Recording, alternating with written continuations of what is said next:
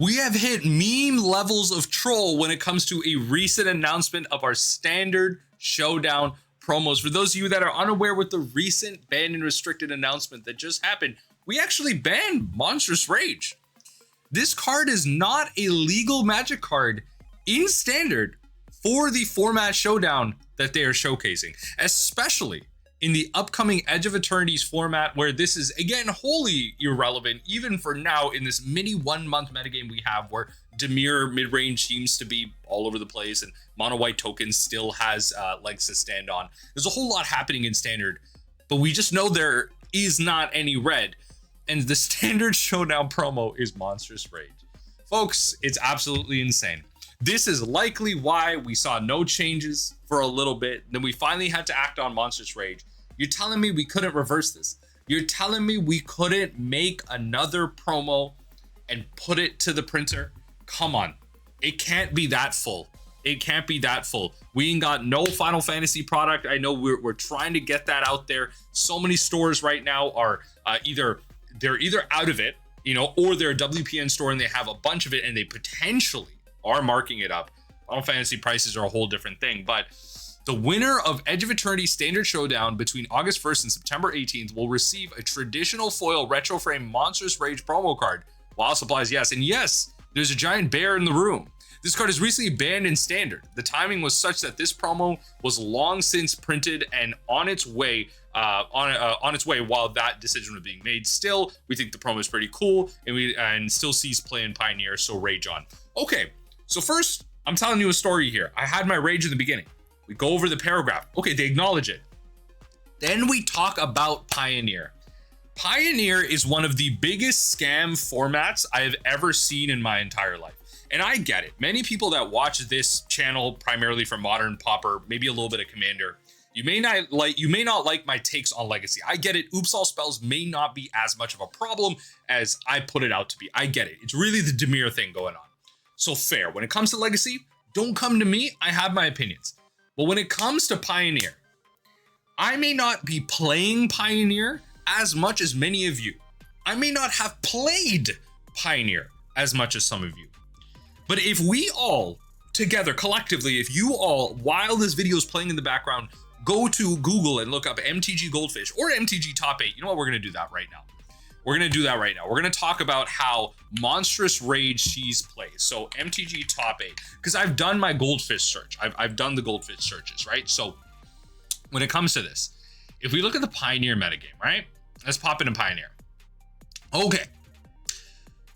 Red deck wins is a quarter of the metagame. And the reason MTG Top 8 is better on average, Goldfish I usually use because it's a more familiar website, I find, and I like the visuals of it better. But MTG Top 8 does take into account more data, so it actually just does give you a bigger breakdown.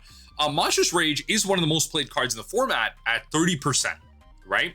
That's because red deck wins, the mono red deck that is functionally, like quite literally. Okay, let's go to MTG, so Pioneer meta. I'm just trying to highlight a point here. The mono red aggro deck, right, is functionally the same standard deck right now. The Manifold Mouse, the Emberheart Challenger, Heartfire Hero, Screaming Nemesis, Burst Lightning, Monstrous Rage. Folks, this is just a standard deck. This is just a standard deck. So of course, Monstrous Rage is still played in Pioneer. Monstrous Rage is a crazy Magic card. It's a good Magic card, but it also highlights a problem where we are making decisions potentially where we didn't ban Monstrous Rage earlier because we knew that this was coming down the line as a promo. Potentially, we also did not make the change in Pioneer because we don't care about Pioneer. There's no RCQ season for Pioneer. It's standard, and modern this year. So why would we make any changes to a format that is absolutely terrible right now? Over a quarter of the metagame is just the mono red deck. 10% might just be mono black. If we go to the last year, it's a bit of a different picture because we had up and downs of Izzet Phoenix and Rakdos midrange. If you go the last 3 months, again, a quarter of the recent Pioneer metagame is just mono red thanks to the mice package. What are we doing? We are acknowledging that it sees play in Pioneer. We made no changes to Pioneer, even though Red is everywhere. Why not? Why not? Why is it that the standard deck that got banned because of how powerful it is, and it's doing even the same thing, if not better, because of a larger card pool against a card pool that honestly is just not even ready for it in a different meta, in a different format? Why are we allowing this? To sell Monstrous Rage promos, standard players are going to go to Standard Showdown, or Pioneer players are going to go to Standard Showdowns to get Monstrous Rage promos to go bully other Pioneer players. Pioneer's not a serious format. That's it. Like, really, the point of this video primarily is to showcase that we are somehow still printing a Monstrous Rage promo, but also acknowledging the fact that, yes, we made a decision, the promo is still in print. Okay, we can change things. Great. Whatever. The way work is scheduled, okay. Then we say it still sees play in Pioneer, so rage on. I am gonna rage. Because Pioneer is the biggest joke of a format I've ever played. I personally have gotten in through Hidden Strings. I like approaching different formats through their combo decks or combo style strategies. That is just how I like getting into different formats, okay? When it comes to this, Hidden Strings is very low in the metagame. It's very dumb deck to play against. A lot of people don't like how uninteractive it is, whatever. When it comes to what the metagame is at large, it is just mono red. It is just mono red. I don't know.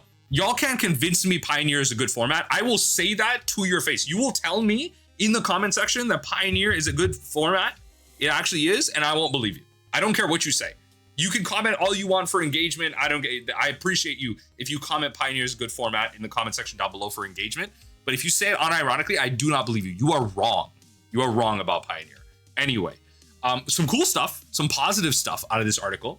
The Magic Academy events offer an easy and approachable way to start playing Magic. There are 2 types of Magic Academy events. Players who purchase an intro product during Magic Academy will receive a borderless traditional foil Trinket Mage promo, which is pretty sweet, especially in terms of its application throughout. Trinket Mage is a very historically playable Magic card. If we look at where it's playable, where it's accessible, Trinket Mage very easily Modern, Legacy, Vintage, Commander playable in Pauper as well. Not that it sees play in Modern, Pauper, and Legacy. There's a world in Vintage, but mostly in Commander. Again, when it comes to introductory events for players, it's a pretty sweet Commander staple, in my opinion, to allow play. Commander Box League gives you a Palladium Mirror, which, okay, I guess. The previous events, they give you 6 Edge of Eternity boosters, traditional foil, a year stamped, 1 deck box, 1 spin down die, and so they're just giving you some basics there. There's going to be some 2-headed giant Commander Knights, which are like kind of interesting. So it's just different ways to play Commander, and there's some interesting like Commander party stuff, and as well as like some formats where you get to like draft Commander, but it's not really the rules of Commander. You can play any legendary with like any amount of cards that you draft. Like I don't know, it's a really weird scenario going on, but it's really cool ways to engage at your local game store, get your Commander players going, trying different formats. 2-headed giant Commander Knights, players can join forces on 2-on-2 Commander battles. You'll team up with another player of your choice, or paired with another attendee for some casual multiplayer games. You and your teammates will receive the traditional foil Palladium Mirror promo while supplies last. And so that's pretty cool. There's some other promos here in terms of the store championship stuff from August 23rd to September 14th. And so you'll get, Bitter Triumphs, Slick Shot Show-Offs, which seems to be Magic's favorite, like, playable and not playable card. And honestly, multi-format all-star, because top 8 players of each store championship will receive a traditional foil full art version of the that's for that top 8. But the grand prize for the winner is the traditional foil borderless copy of Fable of the Mirrorbreaker. So top 8 gets the Slick Shot Show-Off. The winner gets the Fable of the Mirrorbreaker. This is actually pretty sweet. I'm not gonna lie. This is what we should be doing. Forget the Slick Shot Show-Off. Forget the Bitter Triumph. We should be doing more of this high value stuff in the format, especially now with larger standard metagames. We should be going after the chase stuff. Like, this should probably just be the Tezzeret. I'm going to be honest. They should just be the Tezzeret or something. But the fact that it's Fable of the Mirrorbreaker is really sweet. So that would be a great way to get people into stores. I've talked about this in previous videos, how we should be incentivizing people into high level play by providing better promos, and not the promos that are highlighted down here in Shoot the Sheriff and Laughing Jasper Flint, which commander cards, I mean, Shoot the Sheriff, okay, there's a world for it, but Laughing Jasper Flint as well. Get Lost is, you know, there's a world. I am currently playing some number of copies of Get Lost across multiple formats, but regardless, the Fable of the Mirror Breaker and the Trinket Mage, in my opinion, are the big wins. I think the Monstrous Rage is a massive slap in the face, not only for standard players, but also just casually mentioning Pioneer and just mentioning specifically that it sees play in Pioneer in the best deck in Pioneer, the only playable deck in Pioneer, in my opinion, at a high level. The fact that there's no RCQ season for it, the fact that there are no bans for it, I just don't get it. I don't get it. That's all I wanted to yap about today. Maybe a little Penguins Charlie style yap. I don't know. Also, if the audio is really due to Kaka, I really apologize. I don't know what the hell's going on with my Blue Yeti mic. All of a sudden, like a day or two ago, y'all might have noticed it with like yesterday's video. It just switched up on me. So I don't know. I might buy a new mic. I might try and figure it out. I don't know. I'm trying a lot of things. But anyway, I appreciate y'all patience here. And I hope y'all are actually enjoying Standard and Pioneer in your own ways. I don't think, just because I don't think it's a good format doesn't mean you can't. It's just you won't convince me it's a good format. You can believe it in your own little world, and I'm happy for you because that makes you happy. I hope Standard for you is going well as well. I jump in to do my dailies. I'm happy I can still force Azorius Omniscience, even though Dimir is probably my worst matchup. But hey, I'm still doing the funky stuff. While Jace the Perfect in Mind is still legal in this format.